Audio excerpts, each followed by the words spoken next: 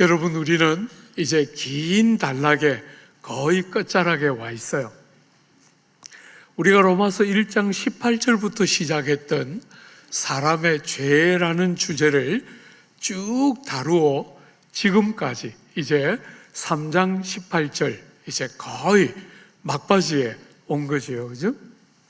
여러분이 교회가 세상에 선포하는 복음, 이 복음을 복음답게 여러분과 제가 깨닫고 제대로 누리려면 뭘 먼저 알아야 한다는 것입니까?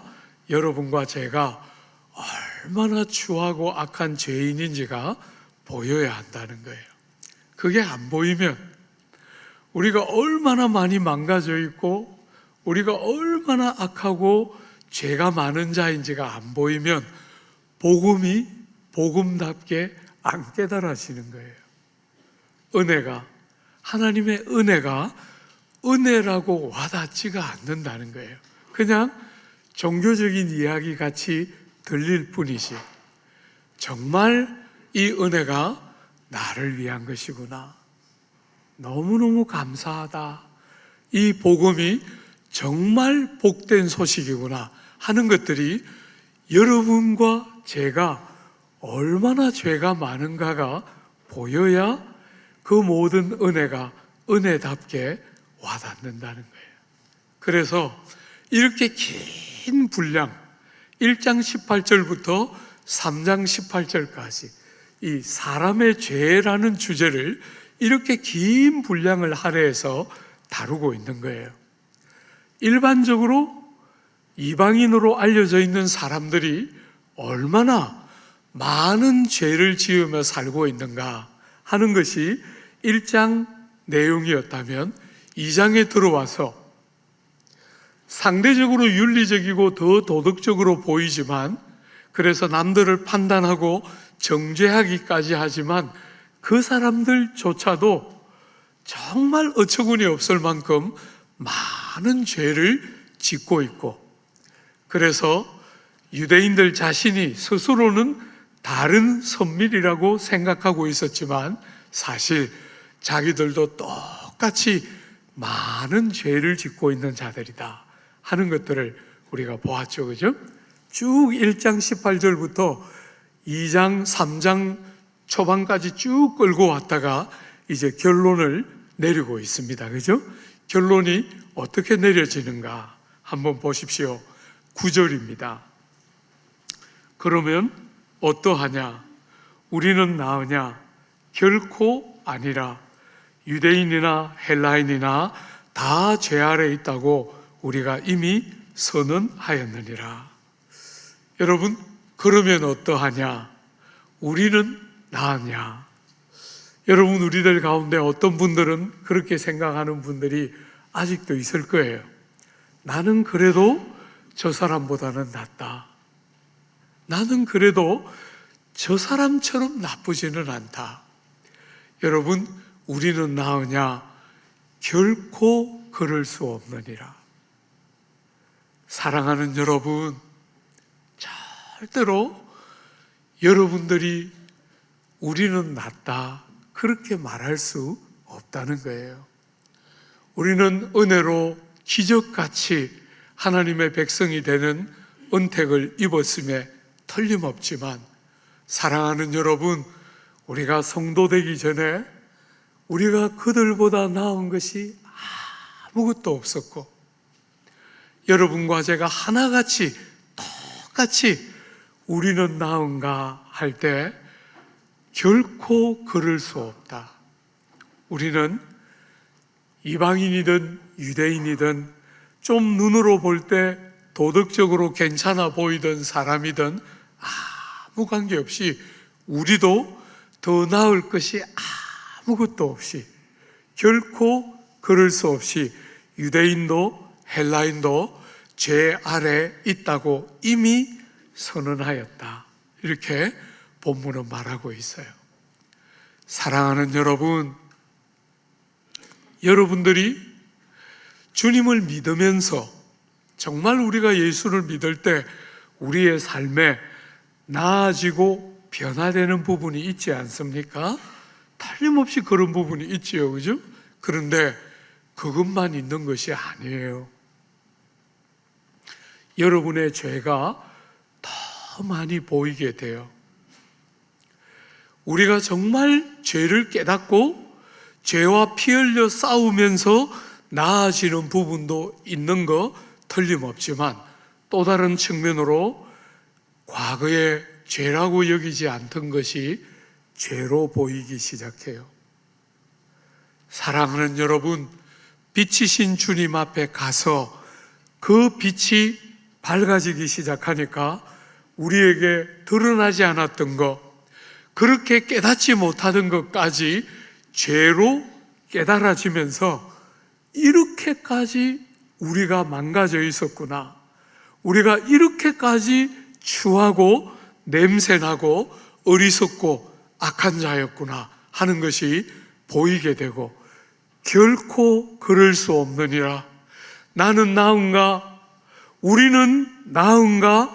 결코 그럴 수 없다.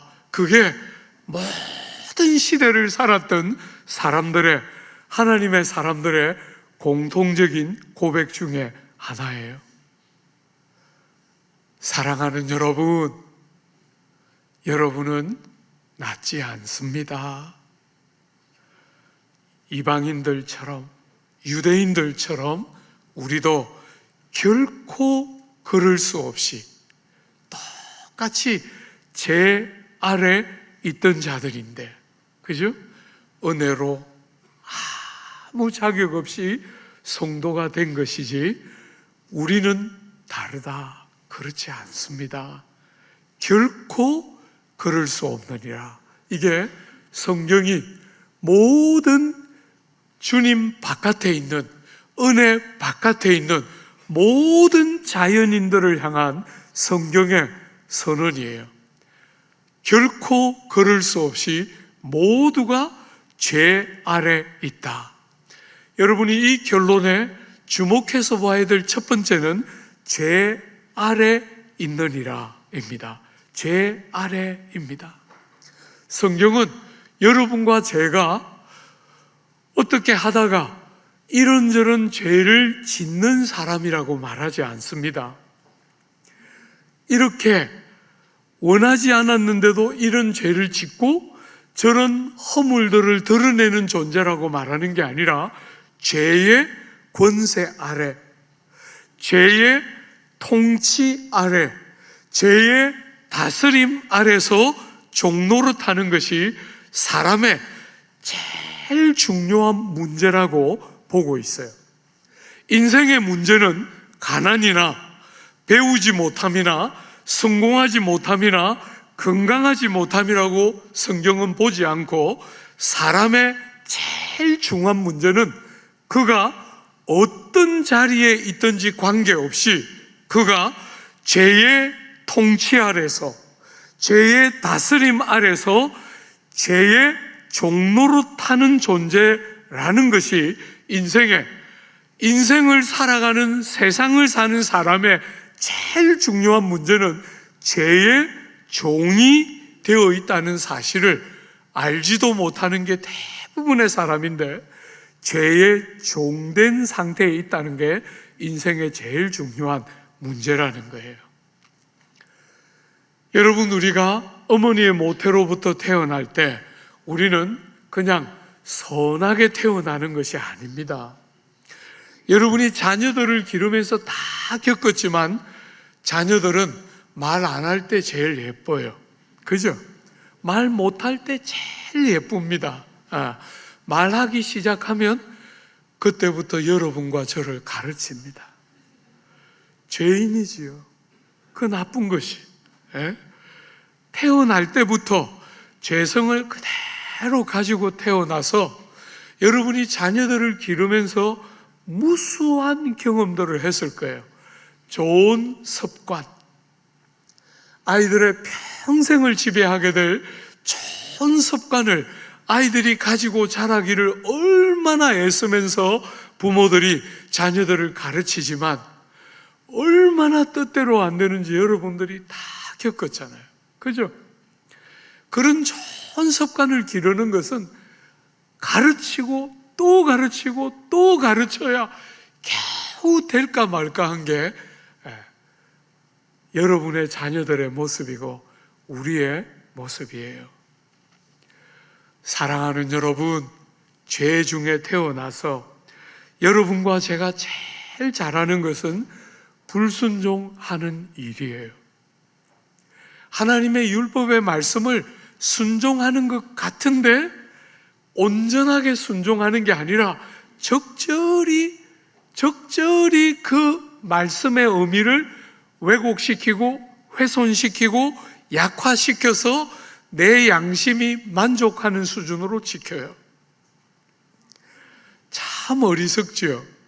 하나님은 다 아시는데 중심을 원하시는데 우린 늘 그렇게 하면서 지키는 것 같이 하며 살아가요.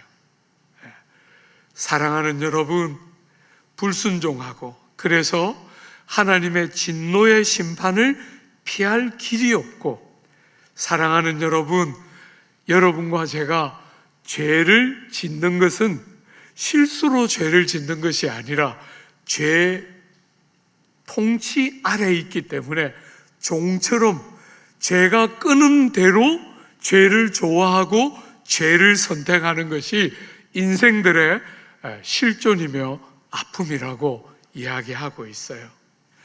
여러분, 사람들은 죄 중에 태어나고 죄의 종이기 때문에 죄의 무고한 희생자라고 성경은 말하지 않습니다. 여러분과 저는 죄와 공모해서 하나님을 거스르고 하나님의 마음을 상하게 하는 그런 죄인이라고 성경은 여러분과 저를 그렇게 분명하게 말하고 있어요. 사랑하는 여러분, 두 번째로 이 결론을 여러분이 주목해서 봐야 될 두 번째는 모든 사람이에요. 유대인이든 헬라인이든 모든 사람이 죄 아래 있다는 거예요. 여러분이 보면 우리는 주변에서 예수를 안 믿는데도 착하게 사는 것 같은 사람 우리는 보잖아요. 그죠? 선을 행하고 착하게 행하는 사람 같은 사람을 보게 돼요. 사랑하는 여러분, 우리는 주변에서 존경할 만하고 훌륭해 보이는 사람들을 때때로 만나요. 나쁜 사람, 악을 행하기만 하는 사람만 만나는 게 아니라 존경스러워서 닮고 싶은 사람도 때때로 만나잖아요. 그죠? 그렇지만 여러분, 한번 가까이 가봐요. 거리가 일정한 정도로 떨어져 있을 때 우리는 존경하는 게 가능해요. 가까이 한번 가봐요. 그의 아픔과 그의 질고와 그의 약함과 그의 실패를 여러분이 가까이에서 한번 봐요. 주 안에 사랑하는 여러분, 모든 사람이 죄 아래 있다. 한 사람도 예외가 없이 어머니의 모태로부터 태어나서 도중에 주님을 만나고 주님이 주시는 은혜가 뭔지를 깨닫기 전에 모든 사람은 죄 아래에 있어서 죄와 공모하여 하나님의 마음을 상하게 하고 하나님의 영광을 깨뜨리는 자들이, 모든 사람들이 하나같이 그렇게 살아간다. 성경은 그렇게 말하고 있어요. 주 안에 사랑하는 여러분, 인생들은 끝없이 사람을 나누기를 좋아해요. 그래도 저 사람은, 그래도 나는, 그래도 저 사람보다 끝없이 구별하고 그 안에, 인생들 안에 큰 차이가 있는 것처럼 늘 그렇게 말하고 행동하고 살기를 원하지만 성경은 모든 사람이 하나님의 죄 아래 있다고 선언해요. 여러분이 내가 정말 그렇구나 하는 것을 모르면, 아직 여러분은 예수 믿는 게 뭔지 모른다고 생각하면 틀림없어요. 나는 너무 모태신앙 때부터 교회를 다녀가지고, 엄마 손잡고 교회를 다녀가지고 나는 그럴 기회가 없었던 것 같아요. 그렇지 않습니다. 여러분, 그렇지 않습니다. 어머니 모태에서부터 엄마 손잡고 다녀도 넘치도록 많은 죄가 있어요. 아직도 모르면 여러분은 예수 믿는 게 뭔지 모르는 거예요. 얼마나 죄가 많고 얼마나 악한지가 안 보이면 그건 정말 문제가 너무 많은 거지요. 교회 안에 있는데 제일 중요한 것을 모르는 사람과 같은 것이지. 여러분, 이렇게 모든 사람들이 죄 아래에 있다, 이렇게 말하고 그 증거들을 보여주고 있어요. 한번 보십시오. 여러분, 기록된 바 10절에 보니까 기록된 바 의인은 없나니 하나도 없으며. 사랑하는 여러분, 이 의인이라는 것은 여러분이 생각하는 의로운 사람, 이런 개념도 있지만 성경의 개념으로 보면 하나님과 사람과의 관계에서 험이나 책망할 것이 전혀 없는 사람, 이런 뜻이에요. 하나님을 향해서는 말할 것도 없고 사람을 향해서도 책망할 것이 없는 사람, 그런 사람은 하나도 없다는 거예요. 왜? 모두가 죄 아래 있기 때문에 아무도 이 땅에 그런 의인은 없다는 거예요. 여러분, 한 번씩 어떤 사람이 저한테 와서 목사님은 그게 문제예요, 이렇게 용감하게 말하는 사람은 아주 드물어요. 그죠? 그런데 여러분이 다 아는 것처럼 뒤에서 화목사 없는 데서 화목사님은 그게 문제야, 많이 하지요? 안 하는 것처럼 하지 말고 다 들려요. 사랑하는 여러분, 여러분이 얼마나 많은 사람을 뒤에서, 그죠? 앞에서 못하는 얼마나 많은 말들을 뒤에서 수근수근 하잖아요. 성경이 말하는 것처럼 여러분이 뒤에서 뭔가를 말하는 것은 절대로 안 되지요. 하나님이 그 기쁘게 여기는 거 아니에요. 그러나 여러분, 그렇게 끝없이 뒤에서 여러분이 몰래 하는 이유가 뭐예요? 그렇게 험과 책망할 것이 많이 보이는 거잖아요. 사람의 눈에, 그저 이웃들의 눈에 그렇게 험과 책망할 거리가 많이 있는 거잖아요. 그냥 지 혼자 나는 책망할 것이 없다, 이렇게 지 혼자 생각할 뿐이지 실제로는 우리가 앞에서 말을 못할 뿐이지, 그죠? 뒤에서 얼마나 많이 수군거려요. 의인은 없나니 하나도 없다는 거예요. 여러분과 제가 다 좋아하는 그 시인의 고백처럼 하늘을 우러러 한 점 부끄러움 없기를, 떨어지는 낙엽에도 정말 두려워하고 고통스럽게 제대로 살아보려고 몸부림쳤지만, 사랑하는 여러분, 돌아보면 부끄러움과 책망할 거리와 험이 곳곳에 너무 많잖아요. 여러분이 최선을 다한다고 살아왔지만 여러분과 저는 그렇게 살 수 없는 한계들을 가지고 이 땅에 태어난 존재들이잖아요. 그죠? 의인은 없나니 하나도 없고 하나님과 사람을 향해서 제대로 그 관계에 충실하게 바르게 산 사람은 아무도 없다는 거예요. 두 번째로, 깨닫는 자도 없고. 여러분, 죄가 우리 삶에 딱 올 때 일어나는 중요한 일 중에 하나가 지혜를 깨뜨리는 것이에요. 여러분, 지혜가 다 없어진 건 아니죠. 돈을 버는 일, 학문을 연구하는 일, 과학을 발전시키는 일, 그런 일에 여전히 사람은 일정한 지혜를 가지고 있어요.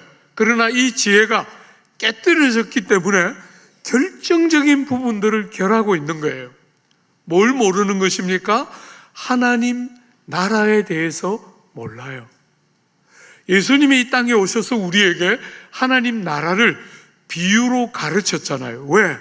모르니까, 관심도 없으니까, 우리가 깨달을 수 있는 익숙한 여러 도구들을 사용해서 하나님 나라를 비유로 가르치시는 이유는 하나님 나라의 일에 관심도 없고 모르는 것이에요.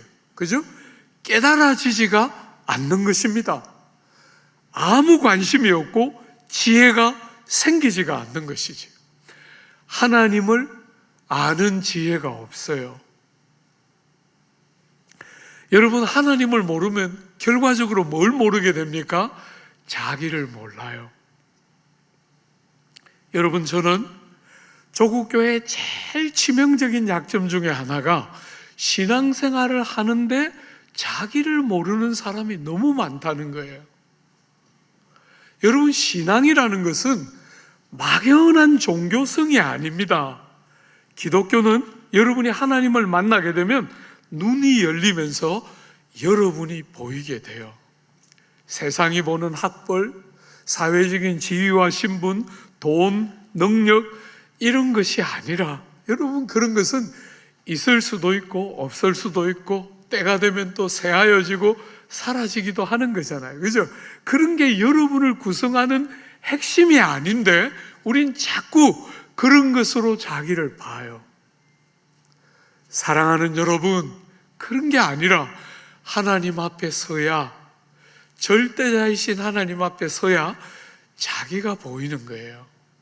내가 어떤 존재구나, 내가 얼마나 한계투성이고 모순투성이고 아픔투성인가가 보이는 거예요.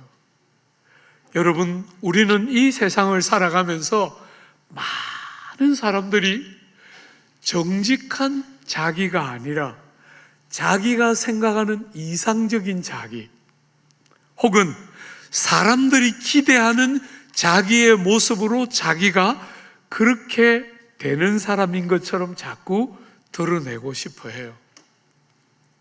그래서 그냥 맨몸뚱이와 맨몸뚱이가 만나는 게 아니고 내가 드러내고 싶어 하는 내 모습으로 상대가 받아주기를 원하는 끝없는 그런 모습으로 우린 서로를 대하고 하나님을 그렇게 대하려고 해요.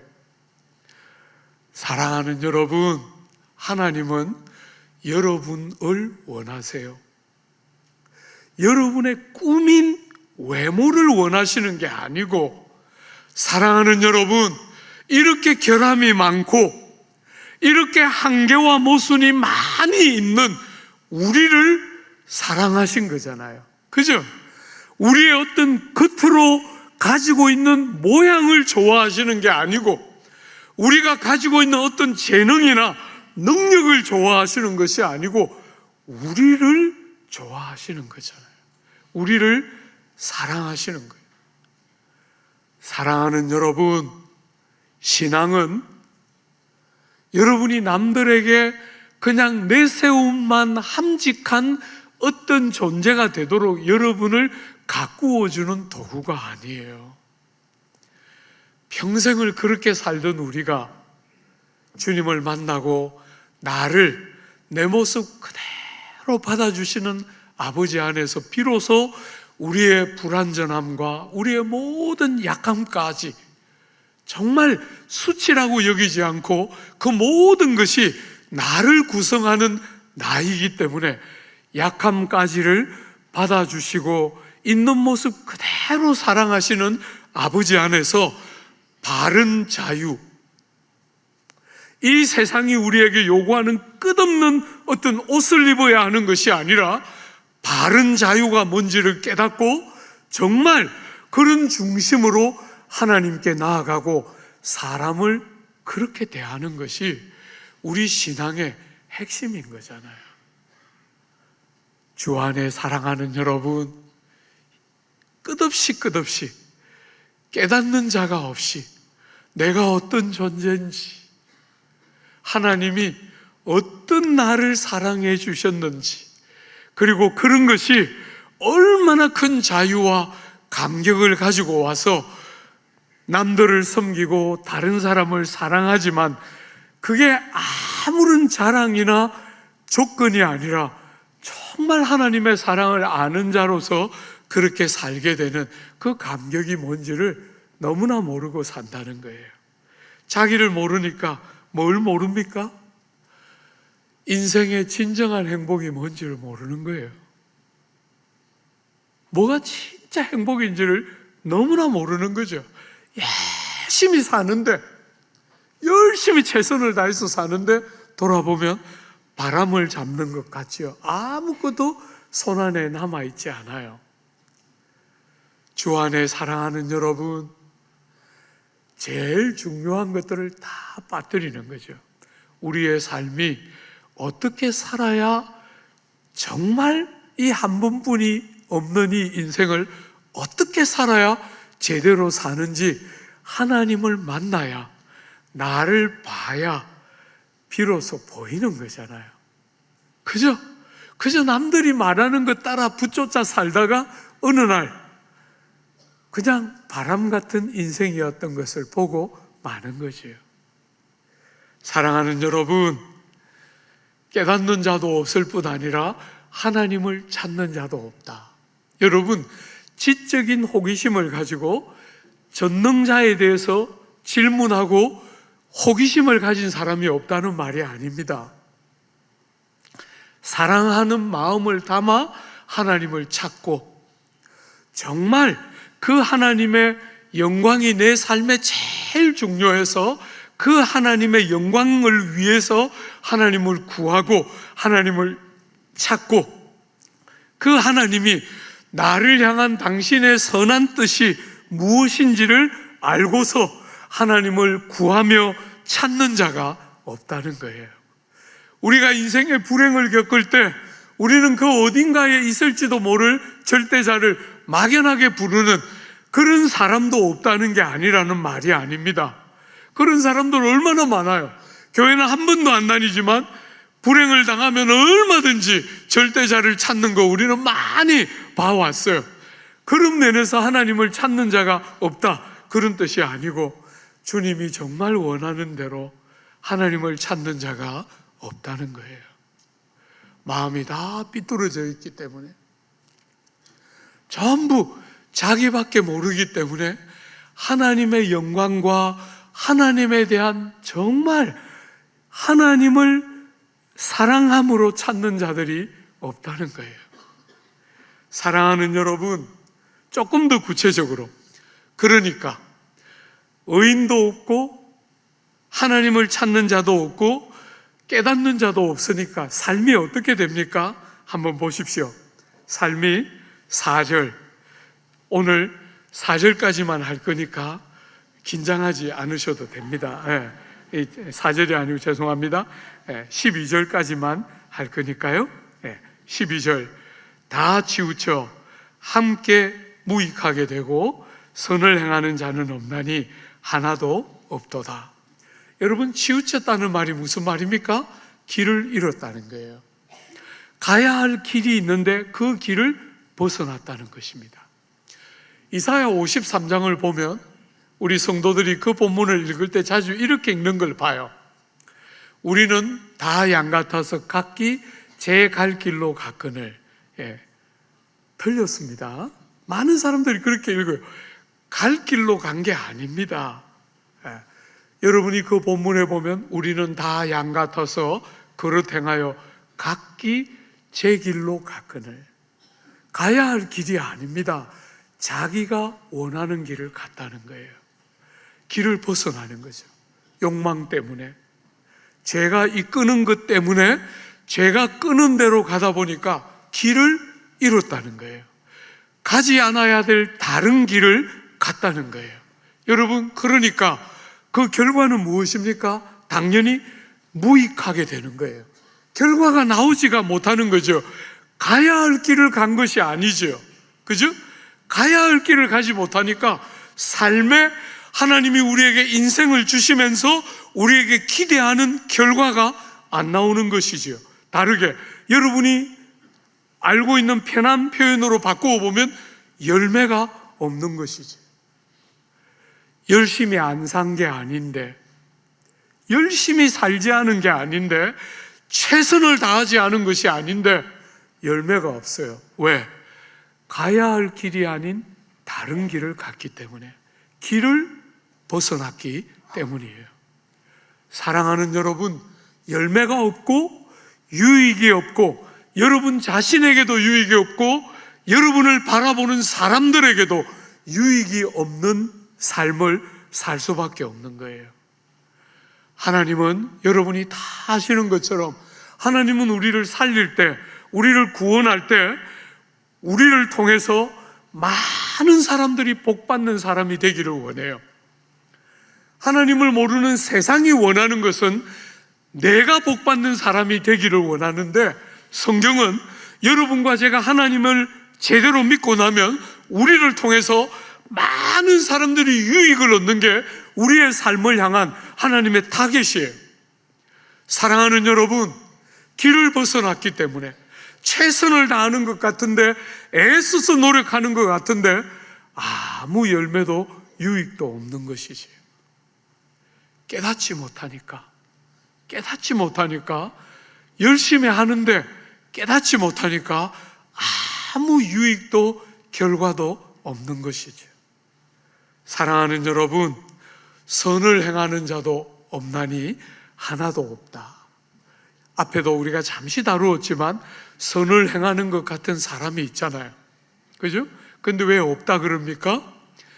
그 선에 너무 많은 결격 사유가 있다는 거예요. 사람들이 볼 때는 그게 선한 일을 행하는 것 같은데 사실은 자기 사랑의 연장일 뿐이고, 눈으로 볼 때 선 같아 보이지만 자기를 사랑하는 또 다른 표현일 뿐이지 사실은 주님의 기준에 볼 때 그게 선 같아 보이지 않는다는 거예요. 여러분, 고레스 같은 사람이 이스라엘을 나라로 다시 돌려보내는 일을 했지만 그것은 자기가 깨달아서 했다기보다 하나님이, 역사의 주인이신 하나님이 도구처럼, 통로처럼 사용했을 뿐이므로 의가 될 아무런 선이 아니라는 것이죠. 깨달아서 사랑함으로 선택하고 하는 그 선과 너무 다르기 때문에 하나님 앞에 그걸 선이라고 말할 수가 없다는 것이죠. 오늘 사랑하는 여러분, 1부에서 12절까지밖에 못했기 때문에 2부에도 이렇게 이제 마무리해야 해요.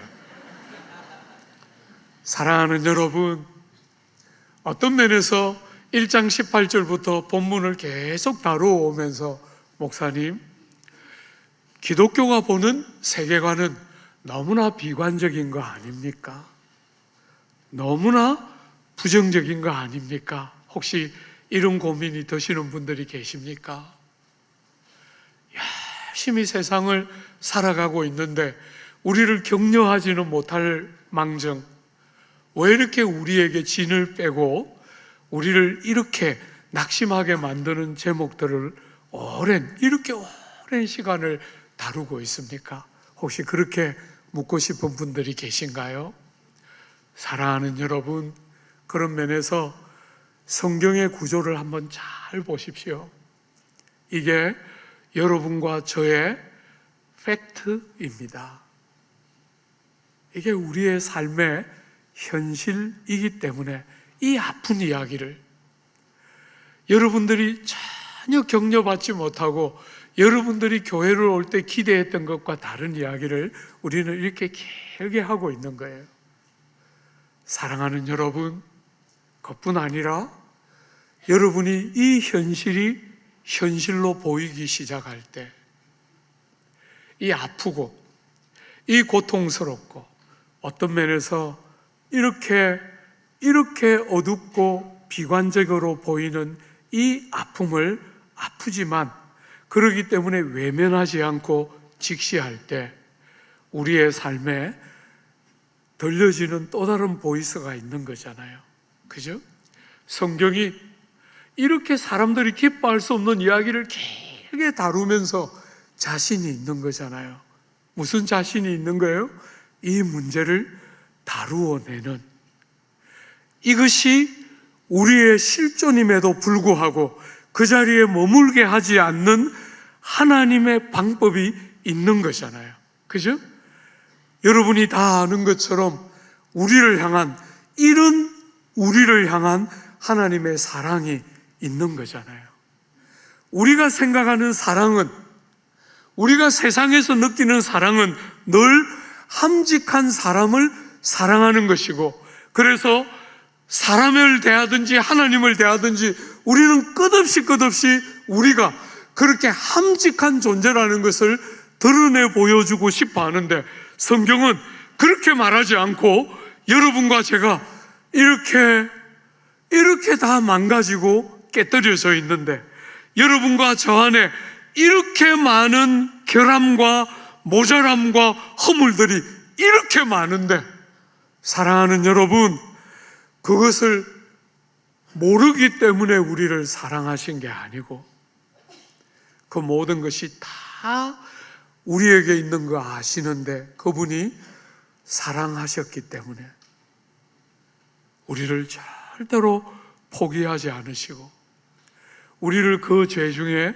내버려 두지 않으시고, 죄가 끄는 대로 끌려가도록 허락지 않으시고, 하나님이 그 형용할 길 없는 사랑으로 우리의 삶을 찾아오시는 거잖아요.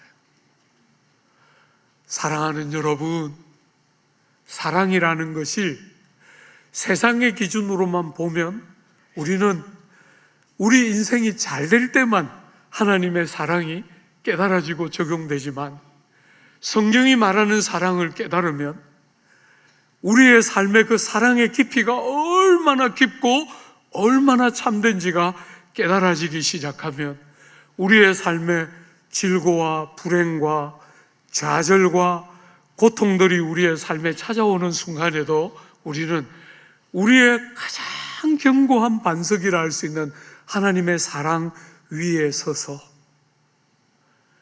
이렇게 눈물이 있고 이렇게 불행이 있고 좌절이 있는 이 삶의 토대 위에 그대로 서서, 그걸 부정해야 하나님의 사랑이 믿어지는 게 아니라 토대 위에 그대로 서서 그 눈물과 그 실패와 그 좌절을 이겨낼 힘을 변함없는 그 완전한 하나님의 사랑으로부터 공급받으면서 이 눈물 많은 세상을 이기는 힘과 동력을 주로 말미암아 공급받는 영광을 우린 진실하게 경험하기 시작하게 되는 거예요. 사랑하는 여러분, 세상이 가르치는 사랑은 함직한 사람을 사랑하는 거지만, 성경이 가르치는 사랑은 그런 게 아니고, 이런 여러분과 제가 이런 우리를 하나님이 포기하지 않으셨다는 거예요. 여러분이 벌거벗은 그대로, 있는 모습 그대로 꾸미거나 뭔가 다른 가능성을 말하지 않아도 하나님이 우리 같은 자들을 그 영원하고 완전한 사랑으로 사랑하신 그 사랑이 이 모든 변화의 원동력이고, 그 사랑이 만든 새로운 질서가 은혜인 거잖아요. 우리 같은 자들을 은혜의 다른 세계로 부르시는 아버지의 그 은혜의 세계 안으로 초대하고 있는 거지요. 사랑하는 교우 여러분, 여러분은 신앙생활을 하면서 여전히 죄 아래에 있습니까? 아니면 은혜 아래에 있습니까? 죄가 여전히 왕노릇하는 이전의 질서 안에 그대로 머물러 있습니까? 교회는 다니고 있기는 하는데 그대로 머물러 있습니까? 아니면 은혜가 통치하는 다른 질서 안으로 들어와서 우리의 무수한 한계와 모자람에도 불구하고 사랑이 만드는 그 아버지의 마음이 깨달아지는 데서 오는 자유와 존귀와 참된 기쁨과 감격이 여러분의 삶에 있습니까? 하나같이 복음이 제대로 깨달아지면서 주님이 우리에게 주고 싶어하는 그 참된 삶의 변화와 감격이 여러분 모두에게 있게 되기를 기대하고 축복합니다.